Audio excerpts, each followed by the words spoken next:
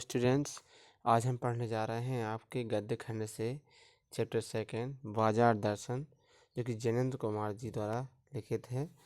इस चैप्टर में आपको बाजार दर्शन यानी बाजार के महत्व को बताया जाएगा और बाजार में हमें किस तरीके से अपने पैसे का कहना चाहिए खर्च करना चाहिए, और बाजार की जो कहना चाहिए देख साज सज्जा और बनावट जो रहती है वहाँ की, जो कि हमें अपनी ओर आकर्षित करती है, उस आकर्षण से हमें किस तरीके से अपने ज़रूरी सामान खरीदते हुए और आगे बढ़ना चाहिए।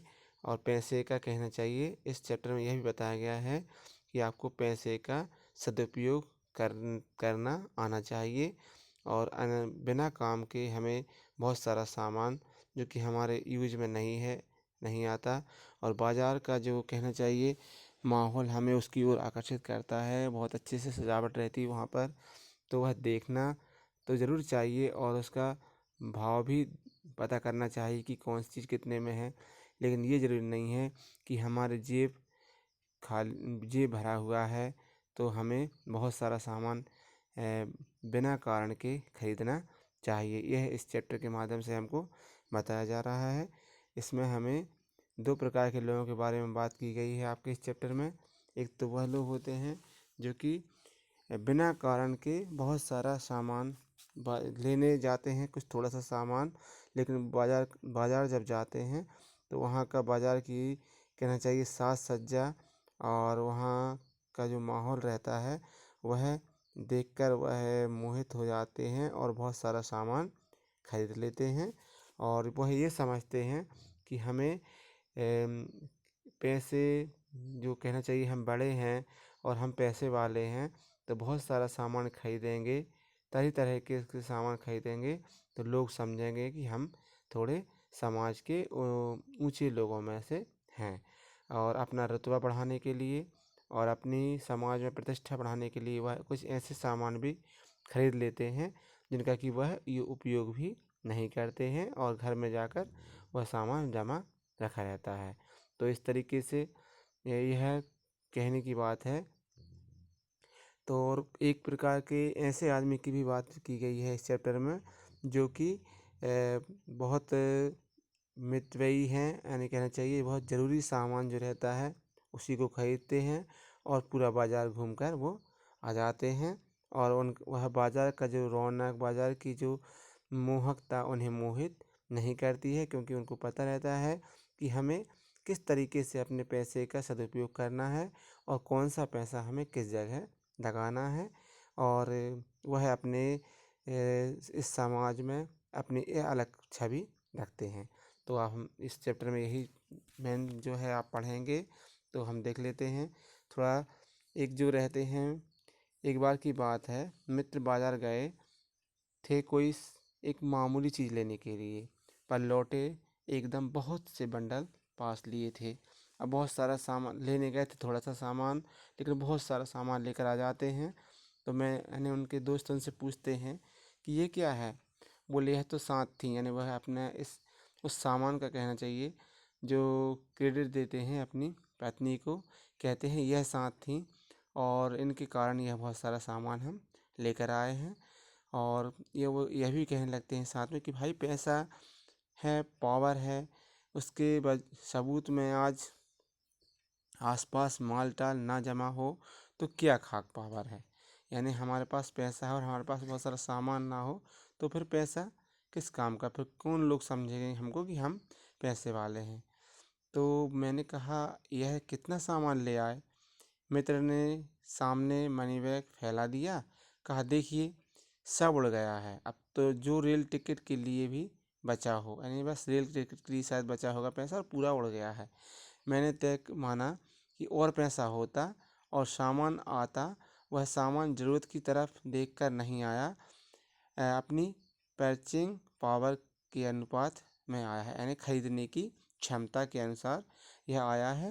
लेकिन ठहरिए, इस सिलसिले में एक और भी महत्व तत्व है, जिसे भूलना चाहिए, उसका भी इस कर्तव्य में बहुत कुछ हाथ है। वह महत्व है बाजार।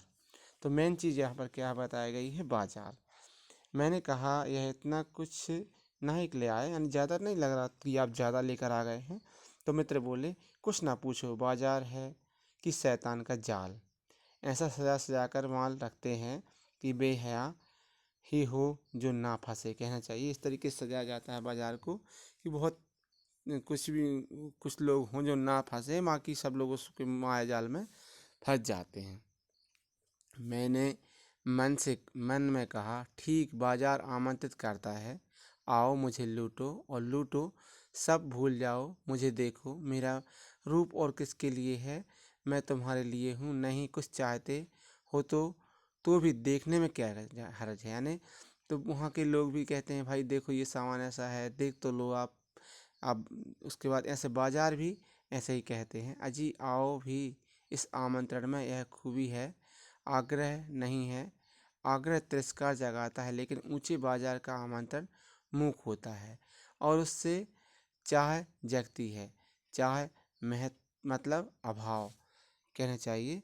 चौक बाजार में खड़े होकर आदमी को लगने लगता है कि उसके अपने पास काफ़ी नहीं है और चाहिए चाहिए मेरे यहाँ कितना परिमित है और यहाँ कितना अतुलित है। ये कहना चाहिए आदमी की जो इच्छा रहती हैं वो अनंत रहती हैं, और जब बाज़ार में वह खड़ा हो जाता है और वहाँ खूब सारा सामान देखता है तो उसे लगता है यहाँ बहुत सारा सामान है और मेरे यहाँ कुछ भी नहीं है।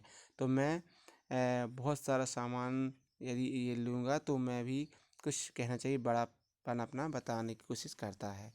और मित्र की बात है, यह दोपहर के पहले गए थे और शाम को वापस आया, यानी पूरा समय इनने सामान खरीदने में बिता दिया। तो एक मित्र से चर्चा होती है और आपस में दोनों बात करते हैं।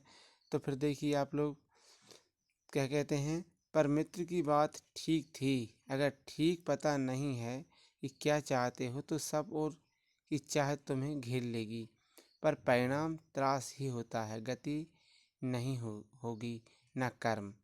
बाजार में एक जादू है, वह जादू आँख की राह काम करता है, वह रूप का जादू है। जैसे चुम्बक का जादू लोहे पर चलता है, वैसे ही इस जादू की मर्यादा है। जेब भरी हो तो मन खाली हो, जेब भरी हो और मन खाली हो, ऐसी हालत में जादू का असर खूब होता है। जेब खाली पर मन भरा ना हो तो भी जादू चल जाएगा। मन खाली है तो बाजार की अनेकानेक चीज़ों का निमंत्रण उस पर पहुंच जाएगा, कहना चाहिए। उस वक्त जेब भरी, तब तो फिर वह मन किसकी माने। यानी हमारी जेब में मान लो पैसे कम हैं और बाज़ार हमें अपनी ओर आकर्षित करेगा तो भी हम वहाँ नहीं देखेंगे सामान को, लेकिन खरीदने की हम नहीं करेंगे क्योंकि हमारे पास पैसे कम हैं। लेकिन यदि जेब भरी है तो फिर मन नहीं मानता है और सामान खरीदने को मन करता है। ऐसा कुछ लोगों की स्वभाव रहता है। अब देखें आप लोग और आगे, यहाँ एक अंतर लेना बहुत ज़रूरी है। मन खाली नहीं रहना चाहिए, इसका मतलब यह नहीं कि मन बंद रहना चाहिए। जो बंद हो जाएगा वह शून्य हो जाएगा। शून्य होने का अधिकार बस परमात्मा का है, यानी शून्य होने का अधिकार बस परमात्मा को है, जो सनातन भाव से संपूर्ण है। यानी भगवान के अंदर, कहना चाहिए, तृष्णा नहीं है, ज़्यादा चाह की इच्छा नहीं, क्योंकि वो सब कुछ उनके पास है। शेष सब अपूर्ण है, यानी हम तो उनके जैसे नहीं हो सकते। मन बंद नहीं रह सकता। सब इच्छाओं का, कहना चाहिए, हम वो ऐसा नहीं कर सकते, इच्छा को नहीं मार सकते अपनी। लेकिन यह कहा गया है कि हमें सामान लेना चाहिए, लेकिन ज़रूरी सामान ही खरीदना चाहिए, हमें वहाँ के माया जाल में पड़ना नहीं चाहिए। तो देखिए आप, पड़ोस में एक महानुभाव रहते हैं जिनको लोग भगत जी कहते हैं। यानी एक आदमी इनके बारे में बता रहे हैं जो कि चूरन बेचते हैं। यह काम करते जाने जाने उन्हें कितने बरस हो गए, लेकिन किसी एक भी दिन चूरन से उन्होंने 6 आने पैसे से ज़्यादा नहीं कमाए। यानी उनका एक नियम था कि हमें 6 आने खरीदना है, बहुत छोटी राशि है, बहुत 6 आने कमाना है। चूरन उनका आसपास सरनाम है और खुद खूब मालामाल होते हैं। कहना चाहिए। तो उन्होंने 6 आने पैसे से ज़्यादा नहीं कमाए और उनका चूरन बहुत ज़्यादा बिकता है और खुद खूब लोकप्रिय हैं। कहीं व्यवसाय का गुर पकड़ लेते हैं और उस पर चलते तो आज खुशहाल क्या मालामाल होते, क्या कुछ उनके पास ना होता। इधर 10 वर्षों से मैं देख रहा हूँ उनका चूरन हाथों हाथ बिक जाता है, पर वह ना उसे थोक देते हैं ना व्यापारियों को बेचते हैं। पेशगी आर्डर कोई नहीं लेते। बंधे बंधे वक्त पर अपनी चूरन को पेटी लेकर घर से बाहर हुए नहीं कि देखते देखते 6 आने की कमाई उनकी हो जाती। लोग उनका चूरन लेने को उत्सुक जो रहते, चूरन से भी अधिक शायद वह भगत जी के प्रति अपनी सद्भावना का दे देने को उत्सुक रहते हैं। पर 6 आने पूरे हुए नहीं कि भगत जी बाकी चूरन बालकों को मुफ्त में बांट देते। यानी उनका जो सिद्धांत था कि हम 6 आने ही पैसे कमाएंगे, उसके बाद जो चूरन बचता था वह बच्चों को फ्री में बांट देते थे। कभी ऐसा नहीं हुआ कि कोई उन्हें 25वां पैसा भी दे सके। कहीं चूरन में लापरवाही नहीं हुई और कहीं रोग होता भी मैंने उन्हें नहीं देखा। यानी कोई रोग नहीं हुआ। यानी उनके अंदर कहना चाहिए मनुष्य का स्वभाव रहता है कि जितना उसके पास धन रहता है वह उसमें ही अपना जीवन यापन करने की कोशिश करता है और संतोष पाता है। लेकिन कुछ लोग जो कहना चाहिए लोभ के कारण बहुत सारा धन इकट्ठा करते हैं और उसके साथ साथ बहुत सारी उनकी आवश्यकताएं भी बढ़ती जाती हैं और धन का पैसे का दुरुपयोग भी करते हैं। और तो नहीं, लेकिन इतना मुझे निश्चय मालूम होता है कि चूरन वाले भगत जी पर बाजार का जादू नहीं चल सकता था। इनके ऊपर बाजार का जादू नहीं चल रहा था। कहीं आप भूल ना बैठिएगा कि इन पंक्तियों को लिखने वाला मैं चूरन नहीं बेचता हूँ। जी नहीं, ऐसी हल्की बात भी ना सोचिएगा।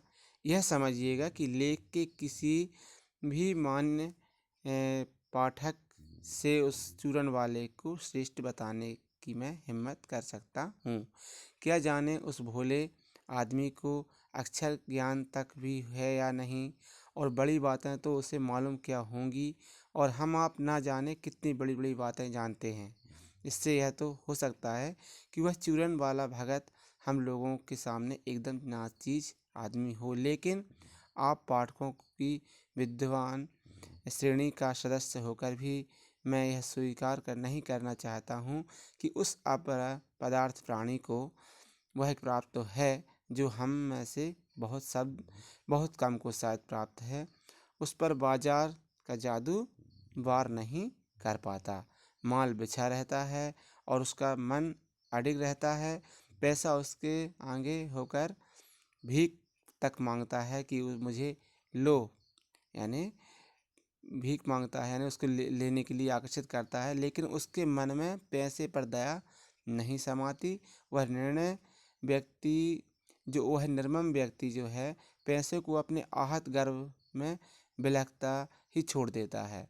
ऐसे आदमी के आगे क्या पैसे की व्यंग शक्ति उस कुछ भी चलती होगी? क्या वह शक्ति कुंठित रहकर सलज्ज हो जाती?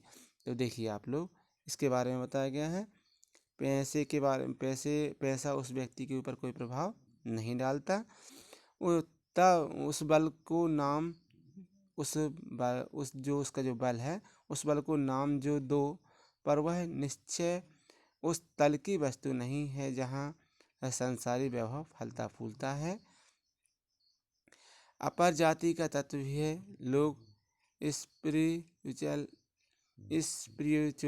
कहते हैं, आत्मिक, धार्मिक, नैतिक कहते हैं।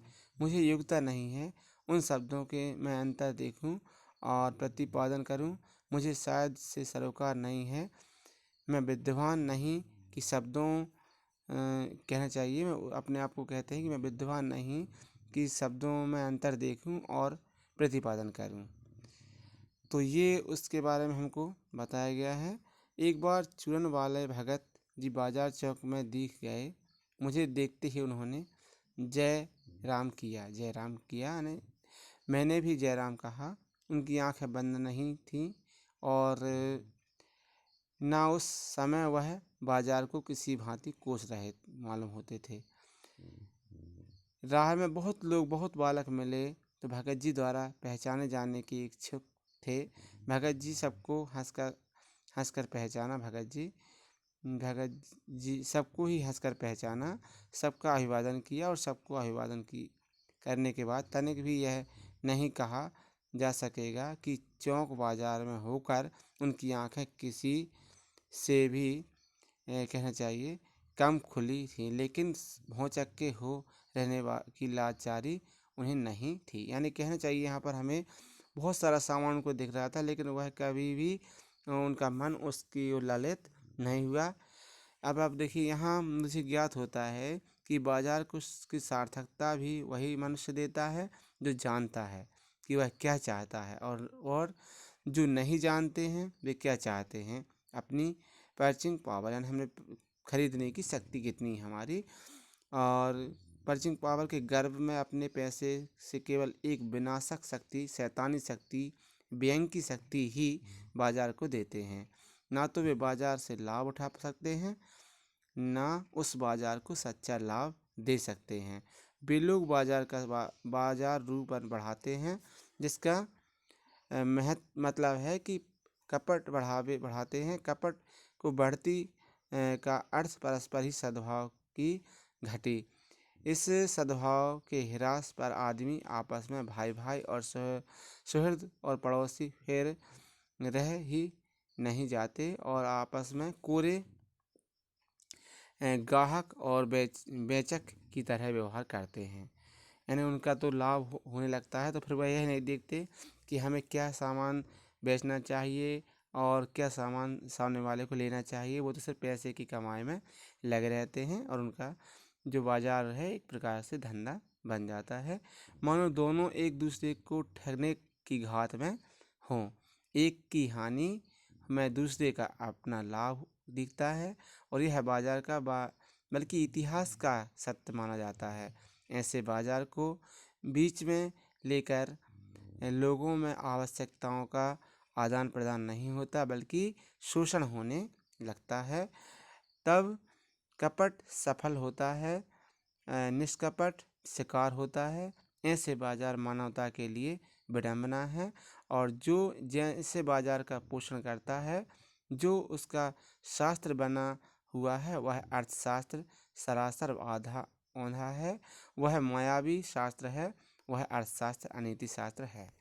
तो इस चैप्टर से हमने जो भी पढ़ा है, तो सारांश उसमें हमें यही बात समझ में आती है कि हमें अपने पैसे का सदुपयोग करना चाहिए, और बाजार की जो सजावट, साज सज्जा, मोहकता को देखकर हमें मोहित नहीं होना चाहिए, और हमें अपने पैसे का सदुपयोग करना चाहिए और आवश्यक वस्तुओं को ही बाजार से खरीदना चाहिए। तो ये था आपका बाजार दर्शन, इसे आप लोग ध्यान से पढ़ लीजिएगा। धन्यवाद।